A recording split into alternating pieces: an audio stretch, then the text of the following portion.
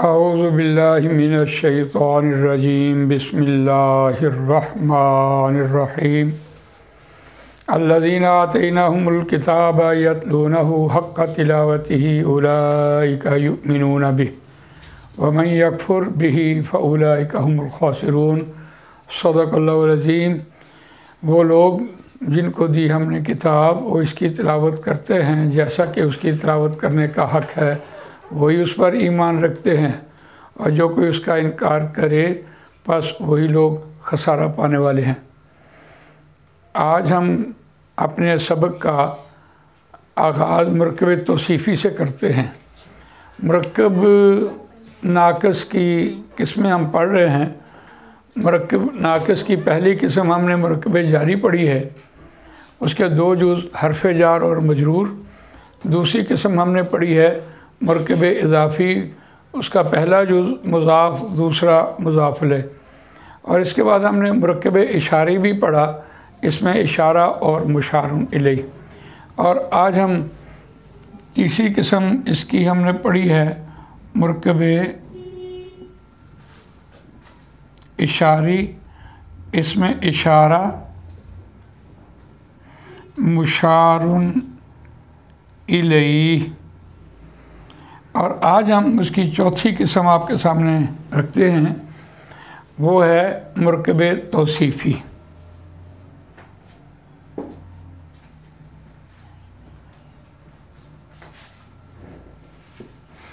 मरकब तौसीफ़ी यकीनन इसके भी दो ही जुज़ होते हैं, एक मौसूफ़ होता है और दूसरी उसकी सिफ़त होती है। मौसूफ़ और सिफ़त उर्दू में हम कह रहे होते हैं नेक लड़का। उर्दू में सिफ़त पहले आती है और मौसूफ़ बाद में आता है। बस यूँ समझें कि उर्दू के मुकाबले में अरबी बहुत मुस्तनद ज़ुबान है और अरबी के मुकाबले में उर्दू बहुत कमज़ोर ज़ुबान है। जब हम किसी चीज़ की सिफ़त पहले बोलते हैं तो ये यकीनन मौसूफ़ जो है वो जितने इंसान दुनिया में बसने वाले हैं वो अपने ख़यालात के मुताबिक मौसूफ़ बना लेंगे। यानी हर बात हमारी ज़ुबानी होती है। मैं कहूँ नेक, आप कहें शागिर्द की बात हो रही है, मैं कहूँ नहीं लड़के की बात हो रही है, तो मैं अपनी बात बदल लूँगा। यानी ये बात की जो तब्दीली है, ज़ुबानी बात, उसका ये इलाज कुरान मजीद ने यहाँ मरकब तौसीफ़ी में किया है। बहुत ही खूबसूरत और बहुत ही जामियत है इस हमारे मज़मून में। तो देखिए इस एतबार से इसका क्रॉस तर्जमा होगा वलदुन सालिहुन। सिफ़त मौसूफ़ के ताबे होगी, जैसा मौसूफ़ होगा वैसे ही उसकी सिफ़त आएगी। हमने किसी भी इसम को 10 एतबारात से पढ़ा है और वो 10 एतबारात हमारे बनते हैं। हालत के एतबार से हमने उसके 3 जुज़ पढ़े थे, वसअत के एतबार से हमने 2 जुज़ पढ़े थे, अदद के एतबार से हमने 3 जुज़ पढ़े थे और जिन्स के एतबार से हमने 2 जुज़ पढ़े थे। तो ये 10 जुज़ बनते हैं। देखिए वलदुन हालत के एतबार से फ़ाइली है और वसअत के एतबार से ये नकरा है और अदद के एतबार से ये वाहिद है और जिन्स के एतबार से ये मुज़क्कर है। तो यकीनन हम उसकी सिफ़त भी देखते हैं तो हालत के एतबार से हमें फ़ाइली मिलती है, फिर नकरा है, फिर वाहिद है और फिर ये मुज़क्कर है।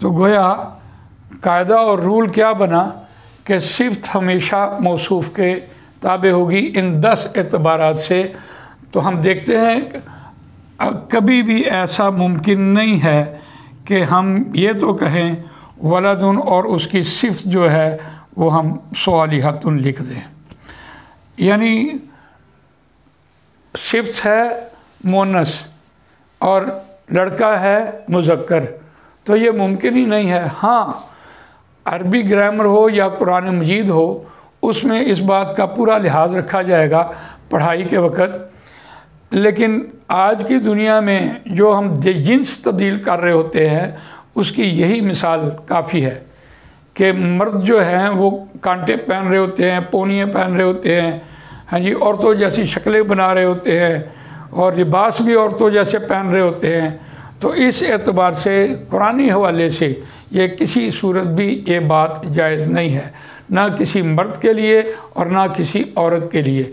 यानी यूँ समझें, बाकी कुरान मजीद के हवाले से हम जब बात करते हैं तो वो और कमाल है कि कुरान मजीद ने हमें सिफ्त मौसूफ़ के हवाले से कुछ बातें हमने देखी हैं, उसकी मिसालें हम देखते हैं।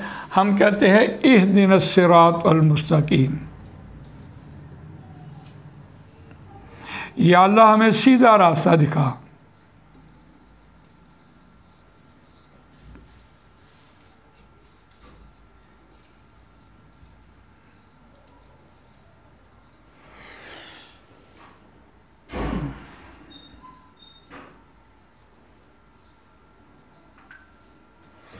इहदिनस सिरातुल मुस्तकीम, अब सीधा देखते हैं तो रास्ते की सिफ्त बनी आ रही है, और अगर हम देखते हैं सीधा, दो नुक्तों को मिलाने वाला रास्ता हमेशा सीधा होता है। यकीनन ये शॉर्टकट भी है, तो ये ठीक है, शॉर्टकट होने के हवाले से, सीधा होने के हवाले से तो हमने मांगा है, लेकिन ये रास्ता शॉर्टकट होने के हवाले से आसान नहीं है। शॉर्टकट रास्ता हमेशा मुश्किल होता है। बाकी नबी अकरम सल्लल्लाहु अलैहि वसल्लम ने ज़मीन पर एक ख़त मुनहनी खींचा है और उसमें एक सीधा लाइन खींच दी, हाज़ा सिरात मुस्तकीम, यानी इंसानियत भटकती चली जाएगी और फिर वो इस्लाम की तरफ आएगी, इस्लाम को टच करेगी और फिर अपनी मसलियत, अपनी मजबूरी, अपनी कमज़ोरी की वजह से वो दूर की दूर निकल जाएगी। हमने अपने दौर में देखा, सोशलिज़म भी देखा, कम्युनिज़म भी देखा, और सरमायादारी, जागीरदारी, लिबरलिज़म, और अब हम देखते हैं इंसानियत भटक के कहीं की कहीं जमहूरियत की तरफ गई और फिर अब सदारती निज़ाम की तरफ जाएगी। यानी किसी जगह पर भी वो इस्लाम की तरफ आती है, मांगते हैं इहदिनस सिरातल मुस्तकीम, लेकिन अपनी मसलतें, अपनी मजबूरियाँ, अपनी कमज़ोरियों को मद्देनज़र रखते हुए वो दूर का दूर निकल जाते हैं। तो ये बड़ी खूबसूरत नबी अकरम सल्लल्लाहु अलैहि वसल्लम ने यहाँ एक तमसील इस हवाले से बताई थी, जो हदीस भी है। और देखते हैं हज़रत इब्राहीम अलैहिस्सलाम ने जो दुआ मांगी, रब्बना वजअलना मुस्लिमैनी लका व मिन ज़ुर्रियतिना उम्मतम मुस्लिमतल लक। अब देखिए, मुस्लिमा तल्लक, ये उम्मत जो है ये मौसूफ़ है और सिफ्त जो है वो फरमा बरदारी है। यानी हज़रत इब्राहीम अलैहिस्सलाम की दुआ का ज़हूर नबी अकरम सल्लल्लाहु अलैहि वसल्लम है कि उस दौर में जो शरीयत नाफिज हुई है वो हम देखते हैं कि फरमा बरदार उम्मत वजूद में आई है।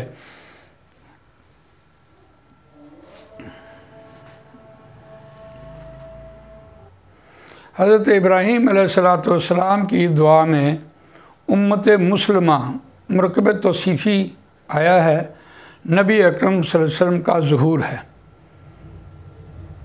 नबी सल्लल्लाहु अलैहि वसल्लम के दौर में फरमा बरदार उम्मत वजूद में आई, शरीयत नाफिज थी, रसूलुल्लाह सल्लल्लाहु अलैहि वसल्लम हेड ऑफ़ द स्टेट थे। तो मुरकब तौसीफ़ी की अहमियत उसकी सिफ्त से मौसूफ़ पहचाना जाता है। कुरान मजीद में और मकामात पर भी ये बात बयान हुई है, वकज़ालिका जअलनाकुम उम्मतन वसतन लितकूनु शुहदा अलन्नास, उम्मतन वसतन।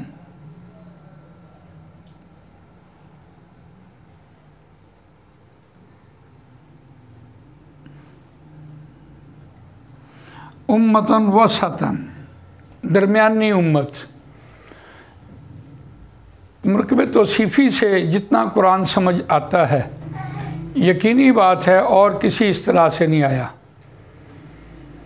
उम्मत वस से मुराद है दरमियानी उम्मत। वकज़ालिका जअलनाकुम उम्मतन वसतन लितकूनु शुहदा अलन्नास व यकून अर्रसूलु अलैकुम शहीदा। और इसी तरह हमने बनाया तुमको दरमियानी उम्मत ताकि तुम लोगों पर गवाह हो जाओ और रसूलुल्लाह सल्लल्लाहु अलैहि वसल्लम आप पर गवाह हो जाए। उम्मत वस को हम देखें तो इसका तर्जुमा आम तौर पर दरमियानी उम्मत किया जाता है। दरमियानी उम्मत किस एतबार से है?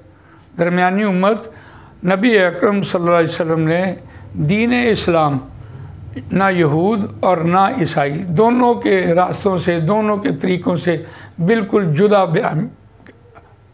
बयान फरमाया है। इबादत, मामलात, अखलाकियात, ताज़ीरात, हर मामले में हमारा दीन बिल्कुल उनसे अलग है। ये उम्मत वस्त के हवाले से। एक उम्मत वस्त के मानी ये भी हैं कि हज़रत नूह अलैहिस्सलाम की कौम, हज़रत हूद अलैहिस्सलाम की कौम, हज़रत सालेह अलैहिस्सलाम की कौम, हज़रत शुएब अलैहिस्सलाम की कौम और हज़रत लूत अलैहिस्सलाम की कौम। इन कौमों को उनकी नाफरमानियों की वजह से अल्लाह ताला ने ज़मीन पर किसी एक को भी नहीं रहने दिया। और देखिए इब्राहीम अलैहिस्सलाम की आल औलाद अल्लाह ताला ने इनको आबाद किया।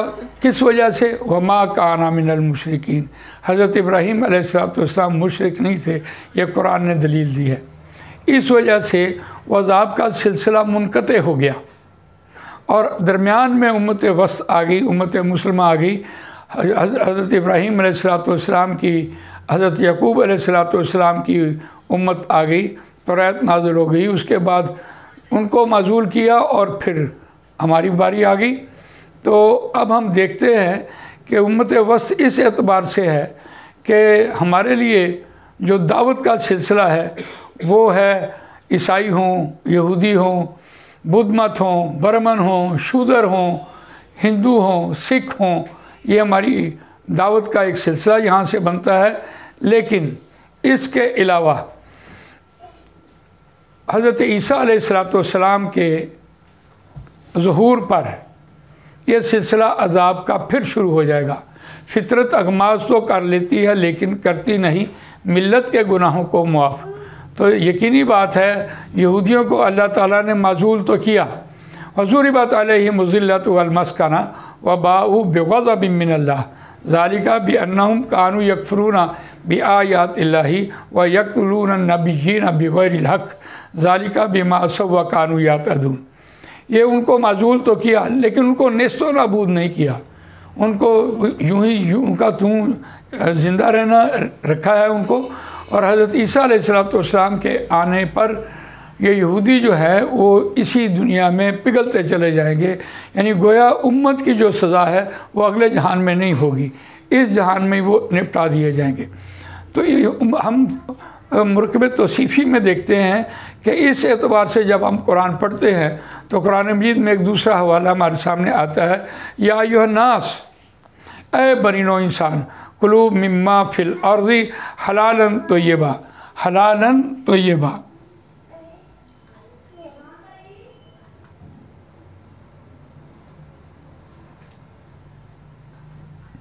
हलालन तय्यबा।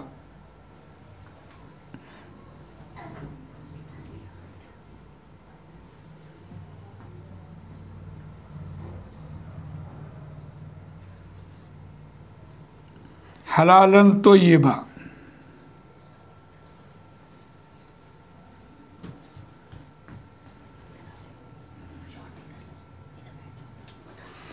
अब ये देखिए हलालन तय्यबा, ये मरकब तौसीफ़ी है।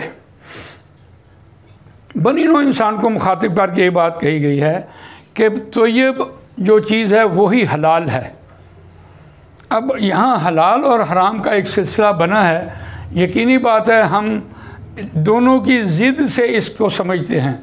हलाल समझते हैं बकरी और हराम समझते हैं हम कुत्ता। ये बात बिल्कुल दुरुस्त है। लेकिन यहाँ ये बात कही गई है कि कुलू मिम्मा फिल अर्ज़ि हलालन तय्यबा, तो तय्यब की ज़िद हम समझते हैं, तय्यब का मतलब है पाक, और हम इसकी ज़िद समझते हैं नापाक। तो जो चीज़ नापाक है वो हलाल नहीं है और जो पाक है वो हलाल है। तो इससे मुराद है कि हम गलत ज़राए से माल ना कमाएं, रिश्वत ना लें, बेईमानी ना करें, हेरा फेरी ना करें, मिलावट ना करें, झूठ ना बोलें, है जी, ज़ख़ीरा अंदोज़ी ना करें, तो तब हमारी रोज़ी जो है वो पाक होती है, तो वो हलाल होती है। इस एतबार से देखिए यहाँ इस आयत में कुत्ते का जिक्र नहीं है, यानी हराम जानवरों का जिक्र नहीं है, उस रोज़ी का जिक्र है जो हम हराम ज़राए से कमा रहे होते हैं, उसकी ममानियत है। या अय्युहन्नास कुलू मिम्मा फिल अर्ज़ि हलालन तय्यबन वला तत्तबिउ खुतवाति शैतान इन्नहु लकुम अदुव्वुम मुबीन। अब देखते हैं अदुव्वुन मुबीनुन।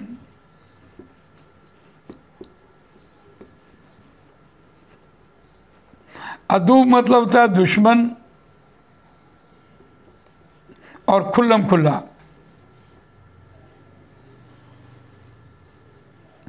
खुल्लम खुल्ला दुश्मन है।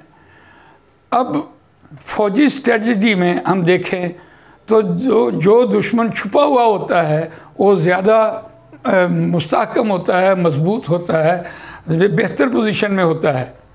इस एतबार से देखिए शैतान हमें देखता है, हमारी बात सुनता है, हमारी बात सुनकर हमारे ख़िलाफ़ स्ट्रेटजी बनाता है। तो इस एतबार से वो खुल्लम खुल्ला है। तो कुरान मजीद ने कहा कि देखें शैतान तुम्हारा खुल्लम खुल्ला दुश्मन है, इससे बच के रहना, वो तुम्हें हराम ज़राए से माल खिलाएगा ताकि वो बहका ले। तो इस एतबार से आज हमने देखा कि मुरकबे तौसीफ़ी की अहमियत, लेकिन हर कायदे में, अरबी के हर कायदे में कोई ना कोई इस्तिस्ना मौजूद है। इस मुरकबे तौसीफ़ी के इस कायदे में एक इस्तिस्ना मौजूद है और वो बड़ी दिलचस्प है कि अगर मौसूफ़ गैर आकिल की जमा मुकस्सर हो, अगर मौसूफ़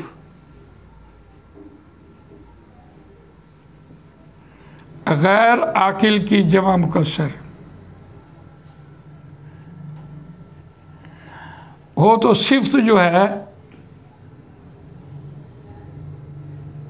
वाहिद मुअन्नस होगी।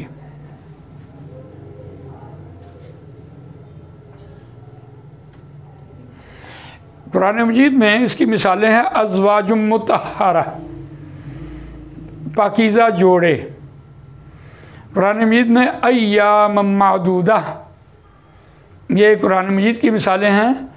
इसके लिए एक बहुत आसान बात अगर आपके सामने रखी जाए कि एक मछली सारे जल को गंदा कर देती है, तो देखिए आकिल जो मखलूक़ात हैं वो सिर्फ़ 3 मखलूक़ात आकिल है। एक इंसान है, एक फरिश्ते हैं और एक जिन है। ये आकिल और गैर आकिल की जो यहाँ बताया जा रहा है वो इस एतबार से आकिल को गैर आकिल के मानी में, यानी आकिल का मतलब होता है कि वो अपना माल खा रहा है, वो आकिल है। इससे ये मुराद नहीं है कि कुत्ता जो है वो सड़क पार कर रहा है और किसी ने हॉर्न दिया तो कितना अक्लमंद है, उसने रास्ता छोड़ दिया, वो बड़ा अक्ल वाला है। इससे ये मुराद अक्ल वाली नहीं है। अक्ल से मुराद है कि वो अपना माल रोज़ी अपनी खाता है, वो अक्ल वाला इंसान है। तो इस बात को देखिए कि वो जो गैर आकिल होता है वो किसी का माल खा रहा होता है, वो गैर आकिल होता है। तो उसकी सिफ्त ऐसी है जैसे माशरे में यानी एक मछली सारे जल को गंदा कर देती है। तो ये उसकी सिफ्त के एतबार से मैंने 2 मिसालें कुरान मजीद की दी हैं। तो इस एतबार से हमारा आज का ये लेसन जो है ये मुकम्मल हुआ। अगर आपको कोई इसमें कोई अशकाल हो या सवाल हो या कोई ये बात आपने पूछनी हो तो यकीनन मैं हाज़िर हूँ। आप वॉइस मैसेज पे मुझसे पूछ सकते हैं। अल्लाह ताला मुझे आपको कुरान मजीद पढ़ने, समझने, इस पर अमल करने, इसको दूसरों तक पहुँचाने की तौफीक अता फरमाए। सुब्हानक अल्लाहुम्मा व बिहम्दिका नशहदु अल्ला इलाहा इल्ला अंता नस्तगफिरुका व नतूबु इलैक। जज़ाकल्लाह।